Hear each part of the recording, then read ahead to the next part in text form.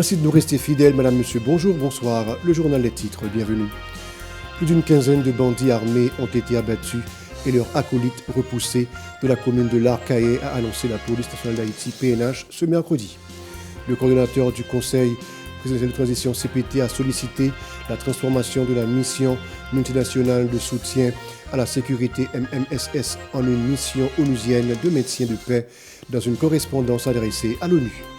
Maria Isabel Salvador, représentante spéciale du secrétaire général des Nations Unies, a déploré la détérioration de la sécurité en Haïti ainsi que la dissension entre le CPT et le gouvernement lors de son intervention devant le Conseil de sécurité de l'ONU mardi.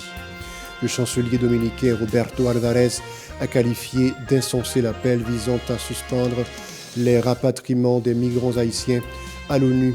Il a souligné que son pays n'est pas responsable de la crise multidimensionnelle qui sévit en Haïti. Le regroupement des organisations pour la défense des droits de l'homme dénonce la violation des lois nationales relatives aux droits de l'homme et la migration par la Dominicanie dans le cadre des expulsions des ressortissants haïtiens. Et puis l'Institut des auditeurs internes IIA Haïti prévoit d'organiser du 11 au 15 novembre 2024 la semaine d'audit, précisant que cette initiative vise à promouvoir la bonne gouvernance et l'efficacité au sein des institutions du pays. Restez avec nous pour le développement. Madame, monsieur, de retour, comme annoncé en titre, les agents de différentes unités spécialisées ont été déployés dans la commune de l'Arcahaie. Selon la police nationale d'Haïti, PNH, plus de 15 bandits ont été tués dans des affrontements avec les forces de l'ordre. Dans un communiqué publié mercredi, l'institution a indiqué que les membres de gangs armés ont été repoussés totalement dans la commune. La PNH s'est dit satisfait des résultats obtenus par les policiers affectés aux unités spécialisées. Elle a affirmé sa détermination à éradiquer les foyers de gangs criminels dans le pays. Par ailleurs, le syndicat de la police nationale d'Haïti, SPNH 17, a informé que les agents de la PNH déployés dans les quartiers de Solino, Badelma et de la commune de Tabar dénoncent la passivité des soldats kenyans lors des opérations. Dans une note, le SPNH 17 a signalé que ces derniers ne s'engagent pas activement dans la lutte contre les gangs armés. Il a souligné que ces Kenyans n'ont pas leur place dans la mission s'ils refusent de collaborer avec les policiers haïtiens et de s'impliquer réellement dans ce combat visant à restaurer la sécurité dans le pays. L'Institut des auditeurs d'Haïti, IIA Haïti, prévoit d'organiser du 11 au 15 novembre 2024 la 11e édition de la semaine d'audit dans le pays. Les institutions face aux défis et perspectives aux exigences ESG relatives à la technologie et aux normes a été retenu comme thème. Sur le président du conseil d'administration de l'IIA Haïti, Nathanaël Jean-Louis, cet événement sera l'occasion de plaider pour la formation d'auditeurs, de comptables, de gestionnaires et d'autres cadres dans le but de promouvoir la bonne gouvernance et l'efficacité au sein des institutions du pays. Écoutons-le au micro de Bert Charles et de José-Philippe François. Année, ça c'est 11e édition parce que c'est un événement depuis 2012 que nous lançons justement et qui vise trois objectifs. Un, c'est former auditeurs nous, d'abord pour mes bagages là. Les auditeurs formés, c'est déjà un moyen pour nous continuer avec mission nous dans l'IA. C'est la première chose. Deuxième chose, c'est sensibiliser et faire un plaidoyer sur des thématiques importantes. À ce moment-là, il n'est pas visé seulement auditeur, il vise l'ensemble du public. Et troisième objectif, là, c'est informer. Informer le public en général, les auditeurs, les décideurs sur les grands risques, les grandes thématiques qui, normalement, t'a doué attirer l'attention. Donc, organiser 11e édition, ça, justement, c'est un moyen pour nous continuer mission nous. Et c'est avec un peu de plaisir que nous arrivons à 11e édition, ça, qui va faire sous thème, justement, les institutions face aux défis et perspectives relatifs aux exigences ESG, à la technologie et aux normes. Maître Jean-Louis a souligné l'importance pour les institutions de respecter les principes ESG, environnementaux, sociaux et de gouvernance en matière de sécurité et de transparence. Il a encouragé les institutions locales à valoriser ces critères et à publier régulièrement des rapports sur leur mode de fonctionnement. Le président du conseil d'administration dit souhaiter que les institutions assument leur part de responsabilité dans la société. Ses propos. Exigences ESG, ce sont des critères d'abord environnementaux, des critères sociaux et des critères de gouvernance que institutions de plus en plus il y a sensibilisé sur lui. Parce que une institution ou une entreprise qui a évolué, justement, il n'est pas là seulement pour lui faire profit, mais il y a un ensemble de responsabilités par rapport à l'environnement. Parce qu'une institution, par exemple, qui a produit qui a fait des produits qui prennent nuit à l'environnement, c'est, je dirais, une problématique que de jour en jour, après c'est regarder pour que l'institution vienne plus responsable. Deuxièmement, l'institution, il y a des responsabilités sociales par rapport à côté lié, l'environnement que lié à, par rapport à tout le monde qui est consommateur mais qui n'est pas consommateur. Parce que l'entreprise, comme on dit, il n'est pas là seulement pour faire profit.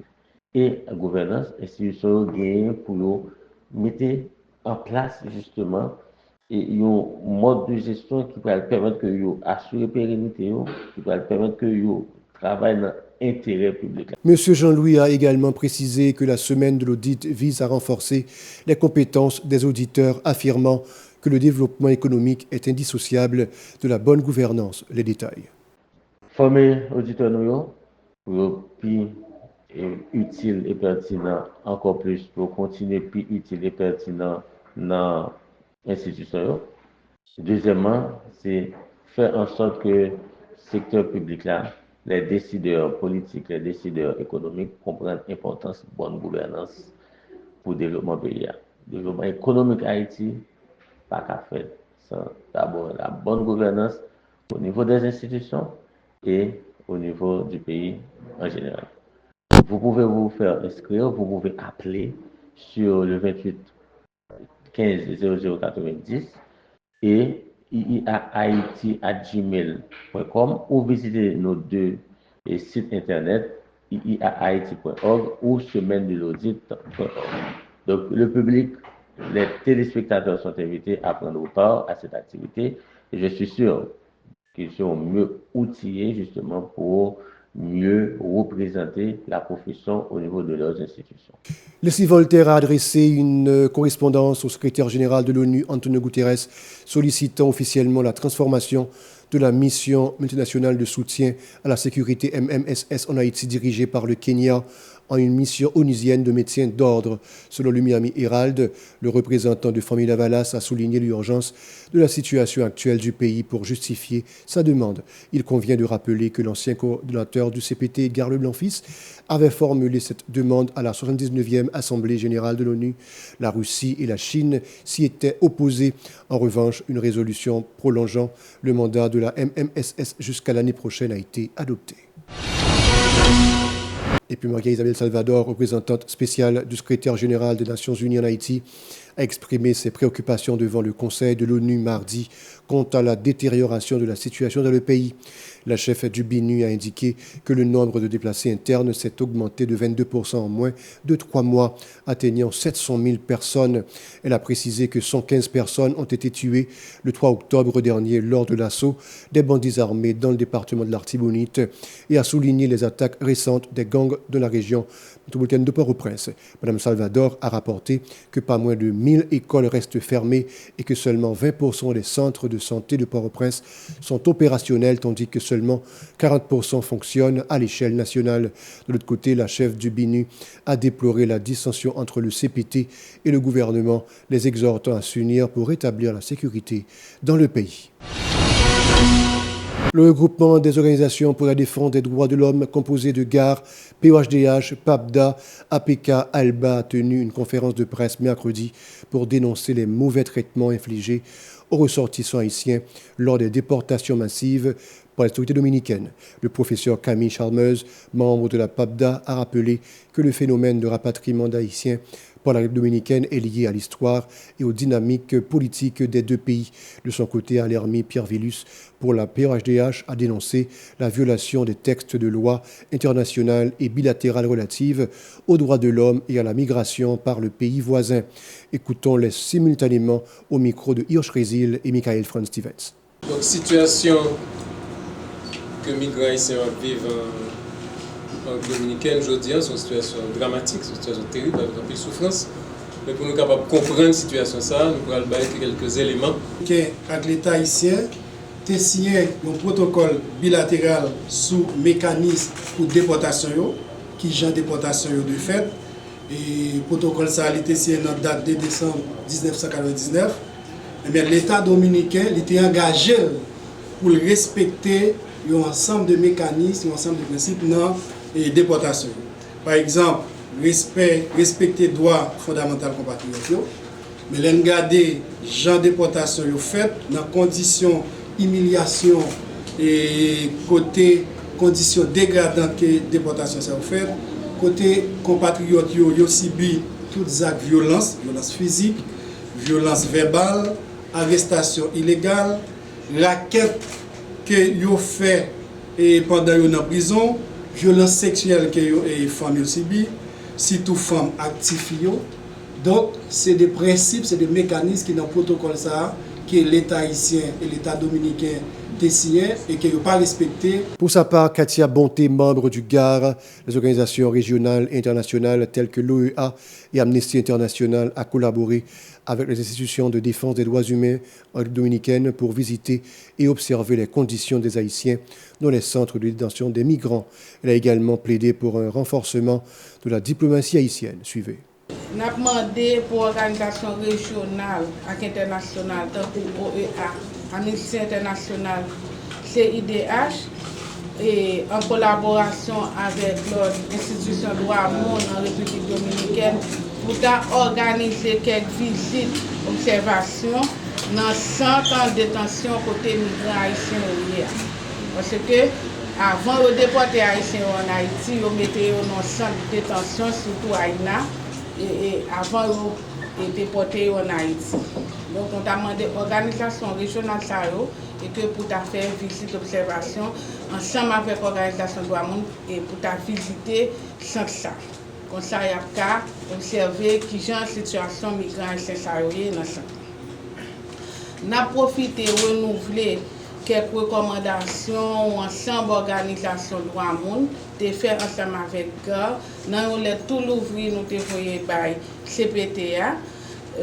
Recommandation ça yo te gen là-dedans côté nous te dit faut que l'État haïtien faciliter et retour haïtien yo qui l'autre bois parce que un ensemble de migrants haïtiens de la République dominicaine qui t'a aimé retourner en Haïti. Mais malheureusement, ils ont peur. Des citoyens de Bois-Vernat ont exprimé leur inquiétude face à la détérioration de l'insécurité dans le pays, particulièrement dans le département de l'Ouest. Ils ont expliqué les difficultés auxquelles ils font face, révélant que les bandits les ont pillés et ont emporté toutes leurs possessions.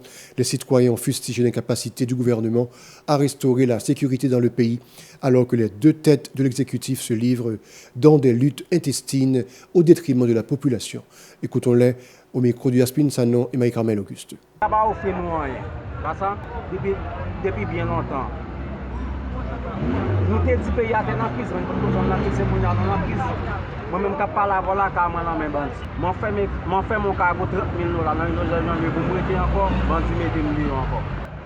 Pour nous amener chita bolaria là, l'État courir de nous encore.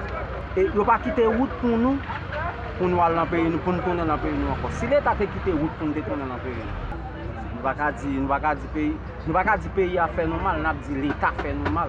Parce que les bandits qui ont boumé là, c'est pas eux qui mettent les bandits, c'est l'État qui a boumé. Ça même, c'est parce que c'est pas loin. Pour nous, pas de monde, ça va exister même. Parce que nous ne connaissons pas nous. Nous ne connaissons tout. Mes coups de balle à droite à gauche, c'est le bon Dieu pour épargner, épargner nous là. Pas dire dans la situation pays, c'est parce que le gouvernement que nous gagnons n'est pas conscient de propre pays et c'est pays qui sont censés pays pas pour pays étranger, c'est pays pas lié, OK?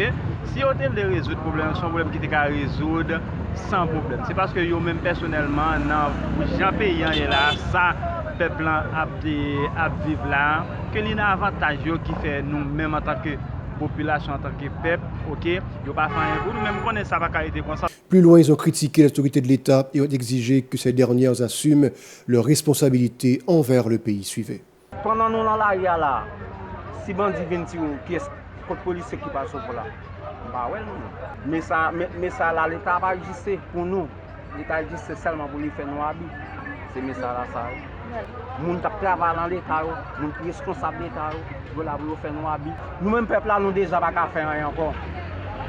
nous-mêmes journalistes, sous ta dit nous qu'à faire bagay, moun qui t'a pour nous pouvoir pour faire, c'est l'État qui t'a pour nous pouvoir. Yo gen blende yo même, nous pas faire manifestation, depuis qu'il est au couvre manifestation. Tout le monde fait manifester puis là quand yo rentré, yo joindre une revendication pour s'arrêter à l'heure. Là m'pa ouais yon moun qui va mettre pays à sous rail. Parce que faut l'État ta responsabilité parce que c'est sur contre l'État nous y a après nèg dans celle là. Yo ta faut nous ta gen courage pour nous gen problème mais nous pour nous pays étranger même là Saint-Domingue moun pas vivre comme ça. Nous décourager pays étranger. Grand nèg yo parti aller pays étranger yo ouais ça gen dans pays étranger. D'ailleurs vini c'est nous même y a tout visé nous même y a humilié. Bah là nous va comme ça. Faut nous prendre conscience. Voilà, c'est la fin du journal. Restez avec nous pour la suite de la programmation.